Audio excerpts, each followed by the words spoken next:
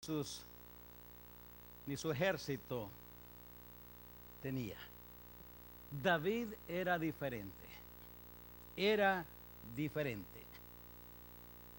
Creo que Dios sigue haciendo lo mismo hoy, manifestando sus planes, manifestando su poder en las personas o en las familias o en las iglesias o en los países que tienen esas actitudes que David tenía por la gracia de Dios. Yo creo que todos tenemos igual. David era un hombre, una persona igual que nosotros, igual. Entre él y nosotros no había ninguna diferencia alguna. Pero habían ciertas cualidades que David había desarrollado en su vida con la gracia de Dios, que Dios usó para darle a David esta victoria, cumpliendo lo imposible. ¿Qué es lo que David tenía? Nota en el verso 45 y 46 y 47 de nuestra porción. Ya lo leímos, pero lo vemos otra vez para darnos cuenta que David tenía una correcta relación con Dios. Una correcta relación con Dios. ¿Por qué decimos que tenía una correcta relación con Dios? Por dos cosas. Primero, conocía a Dios por fe. Conocía a Dios por fe. ¿Por qué decimos que conocía a Dios por fe? Porque note lo que le dice, note las palabras que David le dice al filisteo. Le dice allí esas palabras en el verso 45. Le dice allí esas palabras. Jehová te entregará hoy en mi mano. Note el verso 47. Y sabrá toda esta congregación que Jehová no salva con espada ni con lanza. ¿Por qué se atreve a hablar así? ¿Por qué asegura algo tan radical, tan terminante? Estaba tratando de bullying a Goliat. Estaba bluffing nada más a ver si lo asustaba y de alguna manera lo amedrentaba usando el nombre de Dios, y entonces así tal vez Goliat corría. No. Yo creo que cuando David pronunció estas palabras es porque él conocía a Dios por fe. Sus palabras lo demuestran. Invocaba a Dios con confianza. Noten allí en estos pasajes, en el verso 46 y el verso 47. Vean ustedes cuántas veces menciona él el nombre de Dios. Usted puede contarlo si quiere irlo subrayando ahí en su Biblia. Verso 46, Jehová te entregará hoy en mi mano. Note otra vez allí, sabrá que hay Dios en Israel. Y sabrá esta congregación que Jehová nos salva con espada, porque de Jehová es la batalla, y Él os entregará en mis manos. Si contamos bien, hay entre 6 o 7 veces que Él menciona a Dios de una manera u otra. Esto quiere decir que David conocía a Dios. Tenía conocimiento de cómo es Dios. No solamente sus palabras lo demuestran, sus acciones lo demuestran.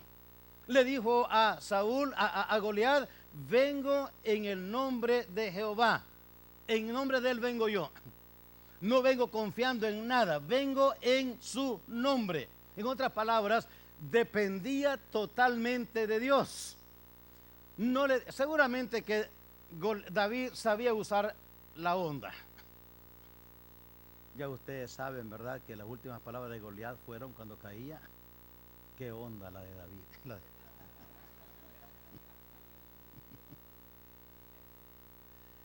No hay duda que David sabía usar su onda. No era la primera vez que la usaba. Pero no le dijo a Goliat: tú no sabes lo que yo sé. Esta onda que tengo en la mano ha hecho esto y lo otro y lo otro. Seguramente que había hecho tantas otras cosas antes con él, usando esa arma, escogiendo piedras. Pero no hizo referencia a nada de lo que él sabía, ni a lo que él llevaba, no hizo referencia alguna, solamente dijo: yo vengo en el nombre de Jehová de los ejércitos, en su nombre vengo. Conocía a Dios por la fe, confiaba en la palabra de Dios. Note el verso 47, confiaba en la palabra de Dios.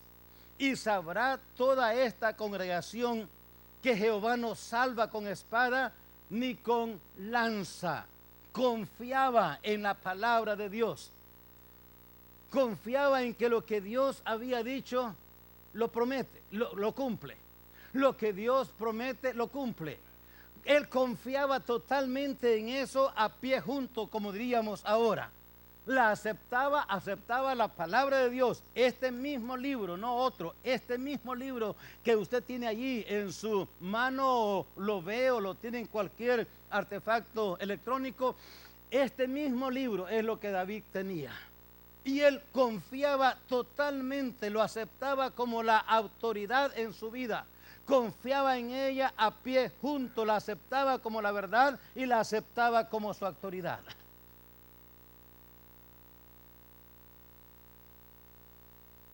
Creo decir, hermanos, con verdad y queridos oyentes, que confiar en Dios por fe es necesario y posible. Confiar, conocer a Dios por fe, conocer a Dios por fe, no solamente es necesario, es posible. Ahora dice, bueno, David era David. No, él nació igual que nosotros. Dice en el Salmo 51:5 que él fue formado en el vientre de su madre en pecado. Cuando él nació era tan pecador como nosotros cuando nacimos. Él era igual a nosotros en eso. Entonces, ¿qué pasó? En algún punto en su vida, en la formación en el hogar, sus maestros, los profetas, el tabernáculo, todo esto usó Dios en la vida de David. Y en algún punto en su vida, por supuesto quizás en su adolescencia, porque aquí, de acuerdo con los datos que vemos en la palabra de Dios, no era un adulto, llegó joven. Cuando hizo esto era el joven, era el menor de su familia. Así es que en algún punto en su adolescencia, al oír a su papá, a su mamá, hablar de Jehová Dios de Israel, al oír los profetas que en su tiempo estaban, al oír en el tabernáculo las enseñanzas y las ceremonias que los sacerdotes hacían allí, en algún punto en su vida, él decidió en su adolescencia: yo voy a creer en Jehová Dios de Israel. En algún punto en su vida, él decidió: Dios de Israel va a ser mi Dios. Su palabra voy a estudiarla, voy a conocerla. Y aunque no la tenía como nosotros la tenemos ahora, no tenía un libro donde podía ir cada vez. Él tenía que oír a los profetas, lo que los profetas hablaban. Él tenía que ver lo que los sacerdotes hacían en los sacrificios y escuchar a sus maestros. Había escuela. Se educaba con los maestros que educaban a los niños hebreos. Y de alguna manera él fue oyendo y entendiendo, comprendiendo, hasta que decidió: Jehová Dios de Israel es mi Dios. Y empezó a conocerlo de la manera que usted y yo hoy conocemos. No tenía la manifestación del Espíritu como ahora nosotros la tenemos. Sin embargo, Dios se dio a conocer a David y David conoció, creyó en Dios, puso su confianza en Dios y decidió agarrarse de Dios y confiar en Él, no importa si era un oso, como le dijo al rey, o si era un león, o si era un gigante, no importaba las circunstancias, si había sol, si había luna, si había noche, no importaba, él iba a confiar en Dios y en Dios iba a depender para toda su vida. Escucha bien. Los fracasos en nuestra vida no se deben a otros. No podemos vivir la vida culpando a todos por nuestros fracasos. Los fracasos en nuestras vidas se deben a nuestra falta de confianza y fe en Dios. El Dios verdadero, el Dios que se revela en la palabra de Dios, en su palabra. El Dios que se revela en la creación, como cantábamos, cuán grande es Él. El Dios que se revela a través de estas obras y especial y específicamente por medio de su palabra. Ese Dios es el mismo hoy, como fue ayer. Y así como a David le dio victoria, así como a David le ayudó para hacer y ganar lo imposible, lo mismo hace con nosotros hoy. No culpemos a otros porque no lo hacemos. Es que no la estoy haciendo. ¿Y por qué no lo estás haciendo? Tenemos que preguntarnos, ¿conoces a Dios? ¿Conocemos la palabra de Dios? ¿Confiamos en la palabra de Dios? ¿Es Dios para nosotros real como es la lluvia que cayó y que está cayendo? ¿Es Dios para nosotros una persona con quien nos identificamos, con quien podemos en verdad conocer a través de la fe? ¿O es un nombre bonito, religioso, piadoso que se oye lejos, pero que no sabemos ni dónde está, ni cómo es, ni qué quiere? El éxito en la vida no se trata y no está conectado con chiripas, con amuletos o casualidades. Está conectado con conocer a Dios y confiar en su palabra. Está conectado con eso. No solamente tenía una correcta relación con Dios, porque le conocía a través de la fe, porque confiaba en la palabra de Dios, pero noten el verso 33 en adelante. Tenía un carácter formado por Dios. Un carácter formado por Dios. Dios había moldeado su carácter. Los sociólogos nos dicen que el carácter de las personas viene de 4 fuentes, básicamente. Que nuestro carácter, nos dicen, viene del hogar de donde crecimos, de la escuela donde fuimos, la iglesia donde asistimos y el ambiente donde vivimos. De esas 4 fuentes viene el carácter. Y yo entiendo lo que están diciéndonos, pero en una manera indirecta dicen, alguien más es culpable de cómo eres. Es que donde creció, qué desgracia cómo creció. Es que la escuela donde fue. Es que la iglesia, y aunque esos son fuentes de formación, debemos de estar claros que Dios es más fuerte que el ambiente del hogar. Dios es más poderoso. Dios puede transformar la condición de ese hogar derrotado y destruido donde vivimos, donde crecimos. Dios puede cambiar el carácter que nos dañó el haber crecido en una comunidad donde solamente mal oímos. Dios puede cambiar esa condición y esa influencia negativa y mala que recibimos con tanto engaño que se nos dijo en la educación que nos dieron. Y no hay duda, Si algo yo recomiendo en esta mañana a todo padre de familia que pueda, es que ponga a sus hijos en educación cristiana, ya sea en casa o en escuela de alguna manera, o si tiene que enviarlo a la escuela pública, haga por favor servicio diario con sus hijos. Diario, lea la palabra de Dios, ore con ellos, enséñele alabanzas, sáquele toda esa confusión que le metieron por 7, 8 horas en la escuela, sáquesela. Porque todo lo que le dijeron es mentira, es confusión. Y va a crecer creyendo algo que lo va a destruir mañana.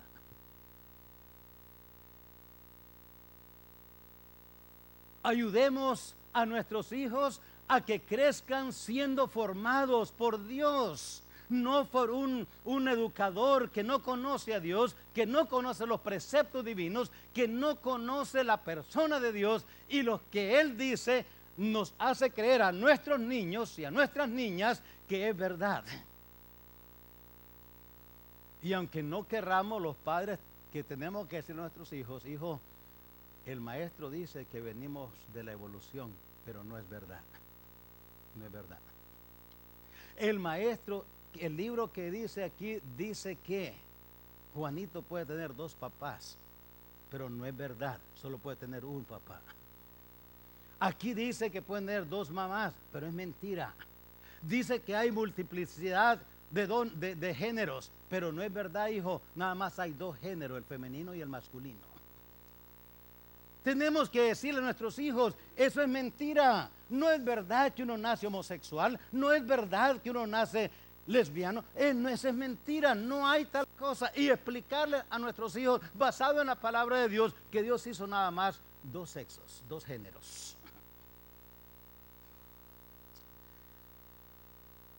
David, a su edad temprana, dice el capítulo 16 y el verso 11 del mismo libro, era responsable ya. A su edad temprana era responsable ya. Así dice la palabra de Dios en el capítulo 16 y el verso 11. Allí está: entonces dijo Samuel a Isaí. Isaí es el papá de Samuel, de David: ¿son estos todos tus hijos? Y él respondió: queda aún el menor que apacienta las ovejas. Era el menor. Así es que el papá le confió las ovejas. Y note 17:37. Note 17:37. La última parte: y dijo Saúl a David: ve y Jehová esté contigo. Ahora el rey le confía a David su reputación. El papá le confió las ovejas. Ahora el rey Saúl le está confiando a David la reputación de él, del rey Saúl. Dijo: ve, si David perdía, la reputación de Saúl estaba de por medio. David iba ahí a representar a Israel, empezando con su rey.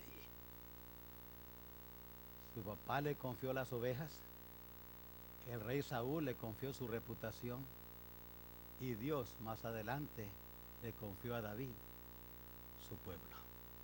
Lo hizo rey. Lo hizo rey. Era responsable, un carácter responsable. ¿Cuánto es importante esto? Un carácter formado por Dios. No solamente era responsable, era respetuoso. Dice aquí en el capítulo 17 y el verso 20. Era respetuoso, obedecía a sus padres. Allí dice en el 17:20 que le dijo a su papá: ve y haz esto. Y dice que se levantó pues David de mañana, y dejando las ovejas al cuidado de un guarda, se fue con su carga como Isaí le había mandado. ¿A qué hora se levantó? De mañana. De mañana se levantó, dice. Vamos a hacer una comparación con nosotros en el siglo XXI. ¿Verdad? Porque por algo nos reímos. No nos reímos por... No, hay una conexión allí que no machea con esto.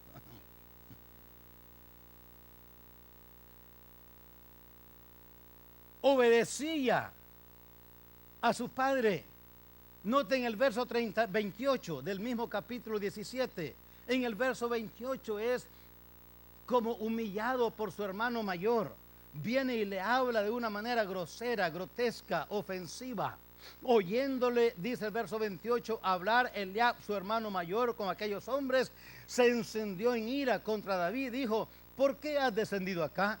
¿Y a quién has dejado aquellas pocas ovejas en el desierto? Yo conozco tu soberbia y la malicia de tu corazón, que para ver la batalla has venido. David le pudo haber dicho 4 cosas a su hermano mayor. Fue papá el que me mandó. Él fue el que me dijo que viniera a verte.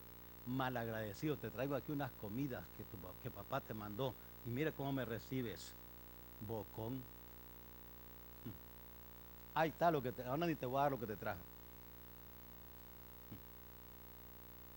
Le dijo: ¿qué he hecho yo ahora? ¿Qué hice? ¿No es esto mero hablar? Y luego se apartó de ahí. Se apartó. Solamente obedecía a sus padres, no argumentó con su hermano mayor para nada. Noten el capítulo 18, en el verso 5. Note 18:5. Y salía David a donde quiera que Saúl le enviaba, y se portaba prudentemente. Se portaba prudentemente. Respetaba al rey. Wow.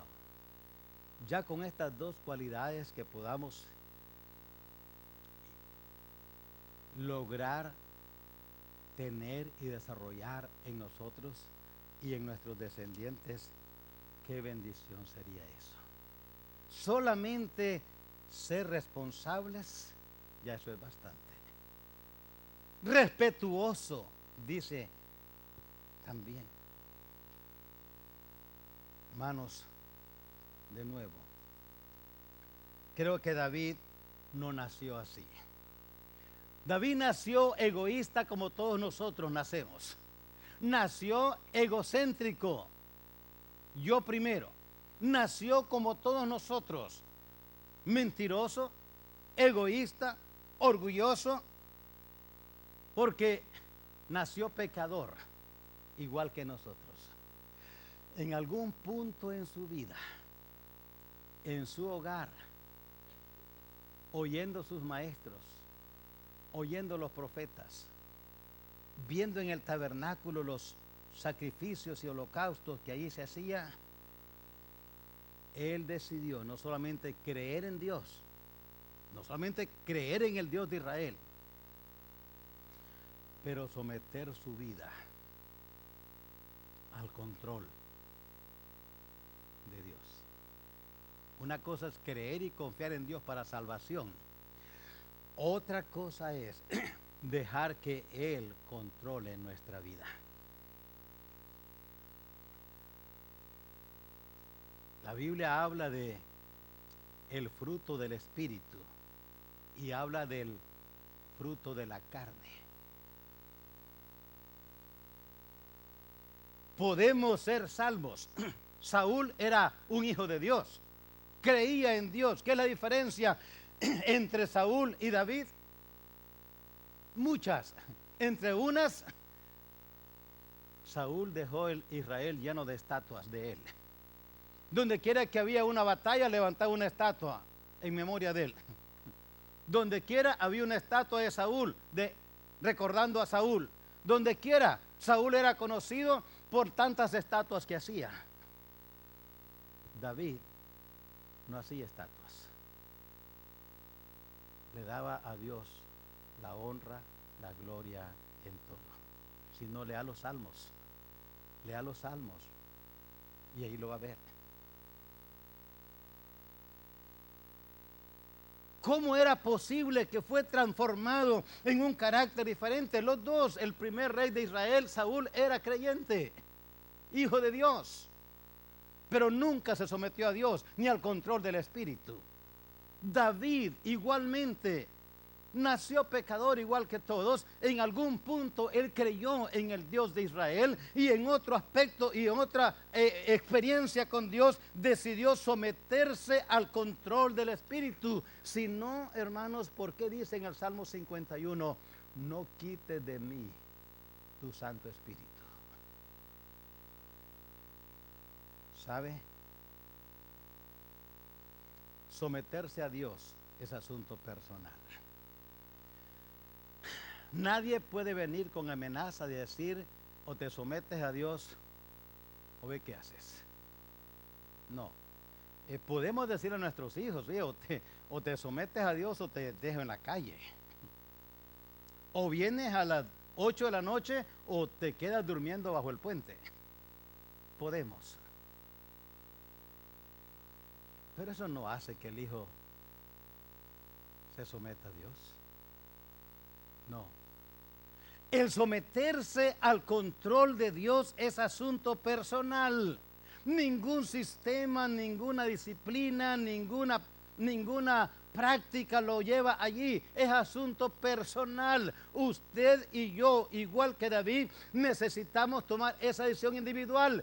Yo personalmente me someto a Él para que Él me transforme. Ese es el control del Espíritu Santo. La llenura es para que Él nos controle y nos controle para transformarnos. El problema a veces, hermanos, es que estamos contentos como somos. Entonces, ¿para qué pedirnos que nos cambie? Pero llega un momento en nuestra vida, o debe llegar, cuando decimos a Dios, Señor, no está bien así como soy. Yo solo pienso en yo. A mí me interesa yo primero y mí después y mí de último. Mis planes son mis planes. Yo los quiero llevar adelante porque a mí me gusta llevarlos adelante. Esto es lo que quiero. Esto es lo que ambiciono. En algún punto tenemos que decirle, Señor, esta vida no es mía, es tuya. Tú me has salvado con un propósito, traer gloria a tu nombre. Y quiero ser un instrumento de tu gloria. Yo no quiero ser un redimido más que está allí entre tantos redimidos. Yo quiero ser un redimido que cumple tus propósitos, que hace tu voluntad, para que de esa manera tu poder se manifieste, no en un orgulloso, sino en un humilde. Ahora, cuando le decimos eso a Dios, Él nos pone en su escuela. Y en la escuela de Dios, ¿sabe qué? Nunca graduamos hasta que morimos. Nadie puede decir, no importa quién sea, yo ya gradué, yo estoy tan espiritual que poca tierra piso, ando en el aire casi. Nadie. Tenemos que ir cada día, como dijo el apóstol Pablo, yo cada día muero. Cada día muero. Así que, hermanos, os ruego por la misericordia de Dios que presentéis vuestros cuerpos en sacrificio vivo, santo, agradable a Dios, que es vuestro culto racional. No os conforméis a este mundo, sino transformaos por medio de la renovación de vuestro entendimiento, para que comprobéis cuál sea la buena voluntad de Dios, agradable y perfecta. David había sido definitivamente, tenía una correcta relación con Dios. Así es como logramos hacer lo imposible. Tenía un carácter que había sido formado por Dios, pero ¿saben? Tenía una actitud de cooperar continuamente con Dios. Cooperar con Dios. Y déjeme explicarle qué es lo que estoy diciendo aquí. Cuando hablo de cooperar con Dios, David compartía los deseos de Dios. David compartía los deseos de Dios. Note el verso 46 de nuestra porción. Dice, Jehová te entregará hoy en mi mano, yo te venceré, te cortaré la cabeza y daré hoy los cuerpos de los filisteos a las aves de los cielos y a las bestias de la tierra, y toda la tierra sabrá que hay Dios en Israel. ¿Sabe qué quería Dios? Que su nombre fuese glorificado, que la gente supiera quién era Dios, que Israel supiera quién era Dios, que tuvieran tal conocimiento que glorificaran a Dios. Ese era el deseo de Dios. ¿Recuerdan ustedes allá en Josué capítulo 4? No vamos a ir allá, pero nomás hago referencia. Antes que pasaran el Jordán, le dijo Dios a Josué: di a los sacerdotes que lleven el arca. Primero dijo: tomen piedras, 12 piedras. Y luego les dijo: esas piedras van a ser como un recuerdo. Cuando vuestros hijos os pregunten qué significan estas piedras, les van a decir a sus hijos: el arca de Dios pasó en seco el Jordán. Cuando lleguen al verso 22 de Josué 4, la misma pregunta: ¿qué significan estas piedras? Dijo Josué. Cuando vuestros hijos, le dijo al pueblo, les pregunten a ustedes los padres qué significan estas piedras, le van a decir así: Israel pasó en seco el Jordán. Lo primero que Dios quería es que Israel recordara que el arca pasó en seco el río Jordán. Josué, igual que nosotros, se puso en el centro primero el pueblo y dijo: cuando vuestros hijos les pregunten qué significan estas piedras, díganle: Israel pasó en seco. ¿Sabe qué levanta eso? El orgullo. Israel pasó en seco. Dios dijo: no. La primera voluntad de Dios, le dijo a Josué: quiero que le digas que estas piedras significan que el arca pasó en seco el Jordán. Su gloria. Dios estaba interesado en su gloria. En la oración de Salomón, si usted recuerda allá en el primer libro de Reyes, capítulo 8, hace lo mismo. Pero cuando Salomón está gobernando, le dice a Dios: Dios, yo tengo una petición, dame sabiduría para saber cómo gobernar este pueblo. Este pueblo es muy grande, yo no sé cómo gobernar, yo soy joven, dame sabiduría para saber cómo entrar y cómo salir. Y dice allí, en esa porción, que Dios le agradó la petición de Salomón y le dijo: por cuanto has pedido esto, bien pudiste haber pedido todas estas cosas, pero como pediste esto, te voy a dar sabiduría de tal manera que no va a haber otra persona tan sabia como tú. Jamás habrá otra persona. Y no hubo ningún ser humano excepto Jesucristo. ¿Y sabe qué le dijo Dios? También te voy a dar lo que no pediste. Te voy a dar riquezas como nadie jamás ha tenido riquezas. No solamente vas a ser el hombre más sabio, vas a ser el hombre más rico del mundo. Te voy a dar estabilidad. ¿Saben, hermanos y queridos oyentes, de qué estamos hablando? Cuando le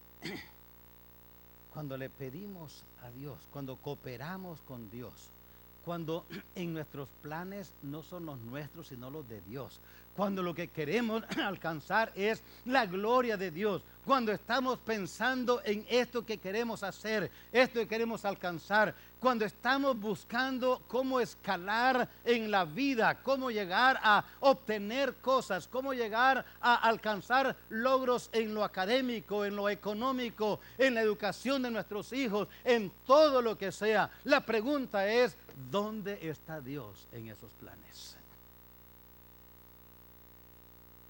¿Está de primero o está de último? David cooperaba con Dios. Dijo: Dios, tú quieres gloria a tu nombre y yo estoy aquí para traer gloria a tu nombre. Y le dijo a Goliat: cuando Dios te entregue en mis manos, va a haber un recuerdo en la mente de esta gente. Van a recordar que hay Dios en Israel. Pero ¿sabe qué hizo Dios? Sí, eso. Pero también hizo a David el mejor rey que Israel ha tenido en toda su historia. ¿Recuerdan a Elías allá en el monte Carmelo? La misma cosa. Elías le dijo, yo estoy haciendo esto, Señor, manifiesta tu poder para que este pueblo sepa que yo no he hecho esto porque a mí se me pegó mi regalada gana. Yo he hecho esto porque tú me dijiste. ¿Y sabe qué hizo Dios? Ya conoce la historia. Vino fuego del cielo, consumó el holocausto, consumió el agua, consumió todo. Israel quedó convencido, Jehová es Dios. Hermano, cuando nuestros planes en nuestras vidas glorifican, son hechos para traer gloria al nombre de Dios, para que Dios sea reconocido, para que Él reciba la gloria, para que Él reciba la alabanza. Cuando hacemos esto, saben, hermanos, lo que sucede es que Dios se encarga de que eso que queremos se logre. Le dijo Dios a Jonás, ve a Nínive y yo me encargo. Jonás dijo, me voy a ir a Tarsis. Entonces dijo Dios, tú paga el pasaje. Si vas a Nínive, yo lo pago. Si vas a Tarsis, tú lo pagas. Tú eres responsable de tu viaje, yo no. Y ya saben cómo terminó Jonás. En la barriga de un gran pez, todo alaste y feo. Y luego, ¿qué hizo? Volvió otra vez y tuvo que ir a Nínive. Dijo Dios, igual hace Dios hoy. Dice los solteros, si tú te casas como yo te digo, yo me hago responsable de tu matrimonio. Si tú te casas como tú quieres, tú te eres responsable de tu matrimonio. Dice Dios a nosotros los padres, si tú crías tus hijos de acuerdo con mis instrucciones, yo me encargo del éxito de tus hijos. Si los crías de acuerdo a tu manera de pensar, tú pagas por ello, yo no pago. David cooperaba con Dios. Dios, ¿qué quieres? Yo lo hago. No solamente cooperaba, hermanos, compartía los deseos de Dios, compartía los valores de Dios. Note el verso 45. Compartía los valores de Dios. Note lo que le dijo al filisteo. Tú vienes a mí con espada y lanza y jabalina, mas yo vengo a ti en el nombre de Jehová de los ejércitos, el Dios de los escuadrones de Israel. Y note quién le dice, a qué le dice, a quien tú has provocado. ¿Sabe qué? David valoraba el honrar a Dios, valoraba el confiar en Dios. Qué interesante cuando Saúl le dice, vístete mi vestidura. David se las puso y no pudo con ellas. Él dijo, yo no puedo, no puedo con estas armas. Pero ¿sabe qué hubiera pasado si David hubiera salido con las armas y con el vestuario de Saúl? Que todo el ejército hubiera dicho, ahí va Saúl, ahí va el rey, cuídenlo, ese es el rey. Pero dijo David, yo no puedo, déjame como estoy, confiando en Dios, y eso es todo. Hermanos, si puedo decir esto para terminar, a Dios no le interesan nuestros grandes logros académicos ni económicos. No le impresionan nuestras palabras elocuentes o no elocuentes. A Dios no le impresionan nuestras casas grandes o chicas. A Dios no le impresionan los vestuarios elegantes, no por eso. No, a Dios no le impresionan nada de esas cosas. ¿Sabe qué le impresiona a Dios? Un corazón contrito y humillado. Dice que Dios da gracia a los humildes y resiste a los soberbios. A Dios no le impresionan esas cosas que a nosotros nos impresionan. ¿Sabe qué le dolía a David? Lo que a David le dolía es que el nombre de Dios estaba siendo deshonrado por ese filisteo incircunciso, como le dijo. Eso le dolía en su alma.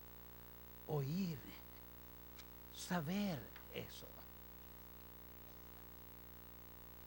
Estaba leyendo un reporte de una persona, y la persona había cambiado de opinión en cuanto a su manera de pensar, y dice que los compañeros de él le empezaron a mandar notas y mensajes condenándolo.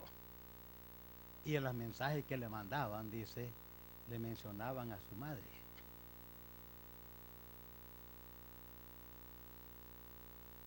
Le mencionaban, lo condenaban,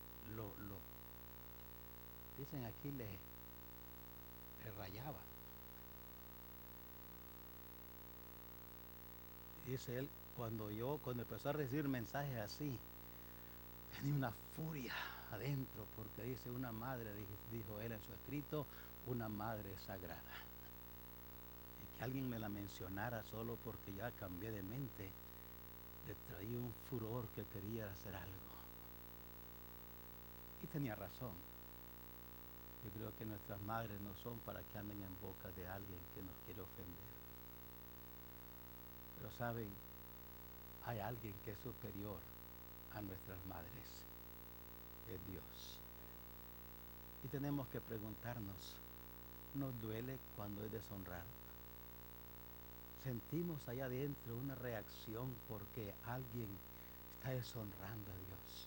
Cuando David llegó allí con la emoción de ver a sus hermanos, de ver al rey, de entregarle aquel regalo que su papá le mandaba, y llegaba todo el camino, fue imaginándose esa entrega, esa reunión, iba a ver al rey, nada más iba a ver al rey, llegó allí, y de repente oyó este paladín, que más bien era peladín,